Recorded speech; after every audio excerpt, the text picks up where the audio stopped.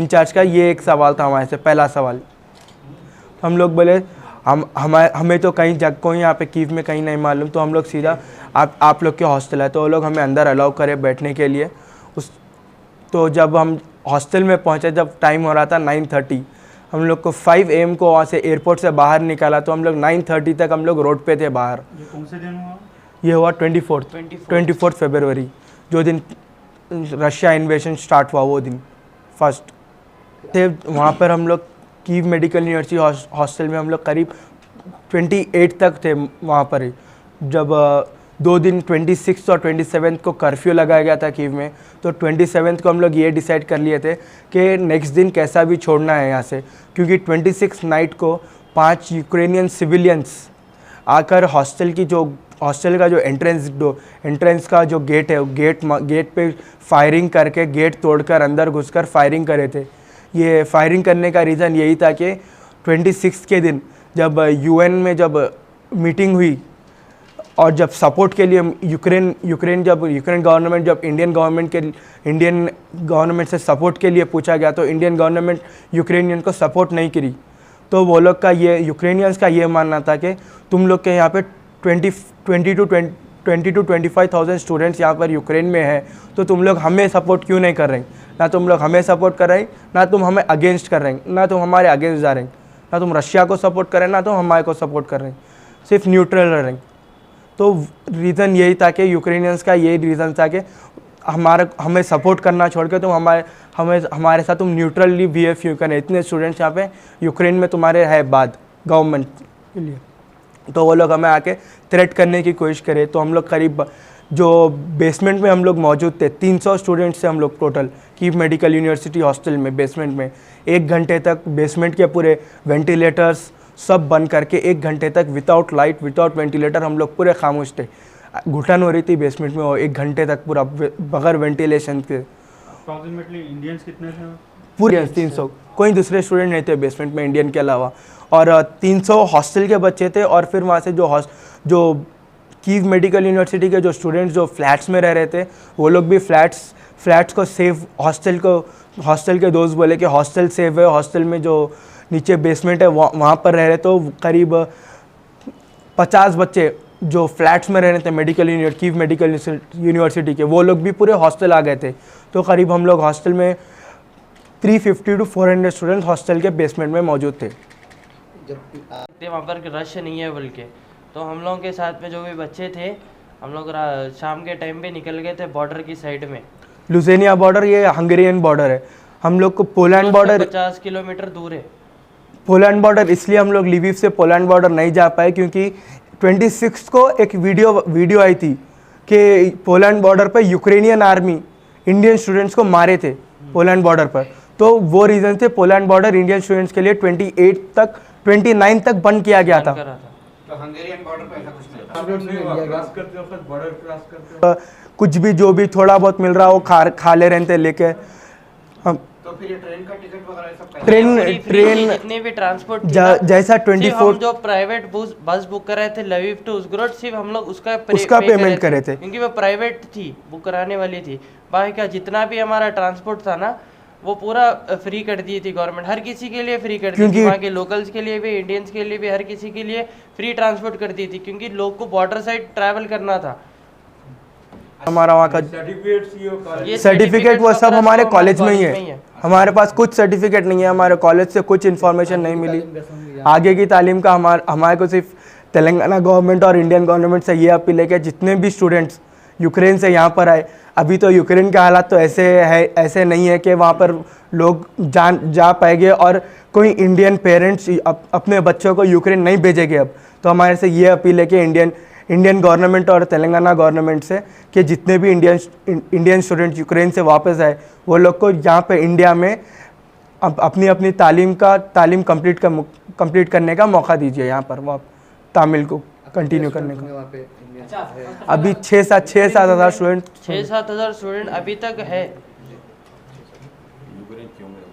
MBBS का कितने भी अच्छे मार्क्स ला लो, कुछ भी ला लो, यहाँ पे जो नीट का रिजल्ट के ऊपर है, नीट में अगर रैंक भी अच्छा आया, अब यहाँ पर अब ये साल का नीट का कुछ 470 या 480 कुछ ये साल का कट ऑफ है नीट का। तो अब स्टूडेंट्स क्या करेंगे जिसको 300 आए रैंक, जिसको 350 आए वो लोग कहाँ जाएंगे, 400 आया रैंक वो लोग कहाँ जाएंगे। तो वो लोग अब China, Philippines, Russia, Nepal, Georgia ये कंट्रीज जाते। तो सब पूरे ये कंट्रीज में अगर देखा गया तो सबसे हाई एजुकेशन ये कंट्रीज से कंपेयर किया गया तो सबसे ऊपर वाला सबसे हाई एजुकेशन यूक्रेन का है। यूक्रेन एजुकेशन पूरे फॉरेन एजुकेशन में एमबीबीएस के लिए बेस्ट है, क्वालिटी एजुकेशन है वहाँ पर। यहाँ फेलिसिटेट करना चाहिए क्योंकि दूसरे एयरपोर्ट पे रिसीव करने को नहीं है, लेकिन जो तेलंगाना गवर्नमेंट से जो बसेस अरेंज करने वाले थे वो लोग यहाँ पे मौजूद थे एयरपोर्ट पे, जो ट्रांसपोर्ट अरेंज करने, सिर्फ ड्राइवर्स ट्रांसपोर्ट अरेंज करने वाले। दिल्ली में आप लोग कोई दिल्ली में भी कोई नहीं है रिसीव Embassy से कोई भी- करने, एम्बेसी से तो कोई नहीं। नहीं, दिल्ली वाले जो लोग थे तेलंगाना गवर्नमेंट गवर्नमेंट के वहाँ लोग पर थे, उन वो लोग अलग बोर्ड लगा के रखे थे अपने। तेलंगाना भवन में ठहरा ना। हम लोग 24 आवर्स कुछ तेलंगाना भवन में ठहराए थे हम लोग को लिख जाके, क्योंकि सेंट्रल गवर्नमेंट से कुछ भी मदद सेंट्रल गवर्नमेंट से कुछ मदद नहीं मिली। सिर्फ सेंट्रल गवर्नमेंट से ये मदद मिली कि जो ऑपरेशन गंगा हुआ, जो बॉर्डरिंग कंट्रीज से, यूक्रेन से नहीं बॉर्डरिंग कंट्रीज से, जैसे कि स्लोवाकिया, हंगरी, पोलैंड, रोमेनिया, ये कंट्रीज से जो ऑपरेशन गंगा हुआ, सिर्फ ऑपरेशन गंगा से हमारे को ये मदद दी है कि वो कंट्री में पहुँचे बाद वो लोग के अंडर गए बाद, एम्बेसी के अंडर गए बाद हम लोग को हम लोग 3 दिन वहाँ थे तो 3 दिन का फूड प्रोवाइड करे वहाँ की एम्बेसी, और हम लोग को फिर वहाँ से एयरप्लेन में बिठा कर लेके आए। ऑपरेशन गंगा से हमें ये मदद मिली इतनी। 500 तो हैदराबाद के लोकल हो गए, और फिर तेलंगाना के 2000 स्टूडेंट होंगे कम से कम, मिनिमम 2000 स्टूडेंट तेलंगाना गवर्नमेंट के। तेलंगाना सब अलग अलग है। अब 5th ईयर के तो मेरे ईयर के कम से कम 100 स्टूडेंट तो सिर्फ हैदराबाद के हो गए अभी तो। तेलंगाना मेरे अंदाजे से कम अब 25,000 स्टूडेंट में से कम एक 2 से 3 से 4,000 तो तेलंगाना स्टूडेंट हो गए, क्योंकि तेलंगाना हैदराबाद से नहीं, लेकिन तेलंगाना के जो डिस्ट्रिक्ट से बहुत स्टूडेंट जाते हैं यूक्रेन को पढ़ाई के वास्ते, एमबीबीएस की पढ़ाई के लिए, क्योंकि यहाँ पे तो हमारे को चांस मिलता ही नहीं पढ़ाई का। तकरीबन पूरे आ गए या अभी कुछ है जितने भी यहाँ पर जो एजेंट काम कर रहे हैं ना, उन लोग के पास उन लोग का डाटा है कि जितने बच्चे आए उन लोग के, कितने बच्चे नहीं आए उन लोग के पास डाटा उन लोग के पास है कि यहाँ से कितने बच्चे जाते हैं उन लोग के साल में। अभी 2-3 सिटीज़ है वहाँ पे जहाँ से अभी इवैक्यूएशन अभी नहीं हुआ, पूरा फुल इवैक्यूएशन नहीं हुआ, या इवैक्यूएशन थोड़ा भी नहीं हुआ, वैसे भी सिटीज़ है अभी उधर। जैसे कि सुमी में आज इन्फॉर्मेशन मिल रही थी कि आज इवैक्यूएशन होगा, कल भी इन्फॉर्मेशन मिली कि कल इवैक्यूएशन होगा, लेकिन कल इवैक्यूएशन कैंसिल हो गया था सुमी का। तो आज का अभी तक तो कुछ इन्फॉर्मेशन नहीं है कि आज मॉर्निंग में इन्फॉर्मेशन नहीं कि आज इवैक्यूएशन होगा, लेकिन अभी तक इन्फॉर्मेशन ये नहीं मिली कि इवैक्यूएशन हुआ या नहीं हुआ वहाँ से। 2019 इतने तमाम हालात यूक्रेन के से जो ये लोगों का जो सफ़र हुआ है वो आपके सामने थे, मगर ये तो पूरे हालात आप लोग उनकी ज़बानी सुन लिए जितने थे। वो लोग जैसे मेरे ऊपर गुज़र रही थी, ऐसे 25,000 ख़ानदान पे भी इसी तरह जो है हालात गुज़र रहे थे। अभी कुछ लोग अभी वहाँ मौजूद है और उनके घर के भी हालात बहुत ख़राब है। तो हमारा और जो बच्चे वहाँ पे रुके हुए हैं उनसे के वालिदैन से भी हमारा कांटेक्ट चल रहा है, क्योंकि हमारे बच्चे आने के बाद में वो लोग जो है हमसे भी कांटेक्ट कर रहे हैं। जैसे इनकी इत्तला वहाँ पे जो ब्लास्ट हुआ एयरपोर्ट से जो निकले, हमको ये मालूम था कि ये जुमे की 11 बजे हैदराबाद आ जाएंगे, जब 25 को, क्योंकि 24 की फ़्लाइट थी इनकी।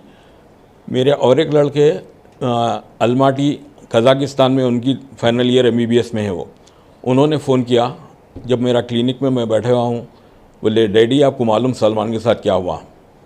हम बोले भाई क्या हुआ? तो बोले वहाँ पे एयरपोर्ट पे ब्लास्ट हो गया। आप यकीन मानिए मैं पेशेंट्स को देख नहीं सका और एकदम मैं सकते में आ गया। मेरे 2 दोस्त मेरे स्कूल के वो लोग आए हुए थे, बोला हम पकड़ लिए मेरे को, पकड़ के बोले क्या हुआ? मैं बोला ऐसा ब्लास्ट हो गया और सलमान का फ़ोन नहीं लग रहा है। तो उसके बाद में फिर समी की वालदा को भी फ़ोन आ गया।